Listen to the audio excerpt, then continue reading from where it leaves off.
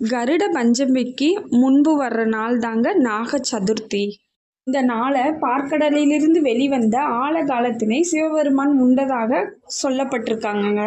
நாகர்கோயிலுக்கு போக முடியல, புத்துக்கு பால் ஊற்ற முடியலைன்னா நம்ம வீட்டில் உள்ள சின்ன ஏதாவது ஒரு படத்தில் நாகர் உருவம் இருக்குங்க, அதுக்கு கூட நீங்கள் கொஞ்சமாக பால் ஊற்றி நீங்கள் வழிபாடு செஞ்சுக்கலாம். இன்னைக்கு நீங்கள் நாகரை வழிபட்டீங்கன்னா திருமண தடை நீங்கும், ராகு கேது தோஷம் நீங்கும்.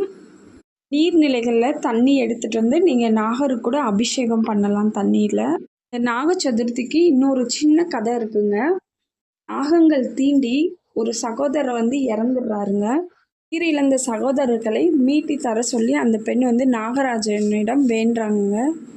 நாகராஜனும் அந்த பெண்ணின் வேண்டுதலை ஏற்று அந்த சகோதரர்களை உயிர்ப்பித்து கொடுத்துட்றாருங்க. நாக சதுர்த்தியை பற்றி சதர்வாக சிந்தாமணி நூலில் வந்து குறிப்பிட்டிருக்காங்க. கண்டிப்பாக இந்த நாக சதுர்த்தி நீங்களும் கொண்டாடுங்க. தேங்க்யூ.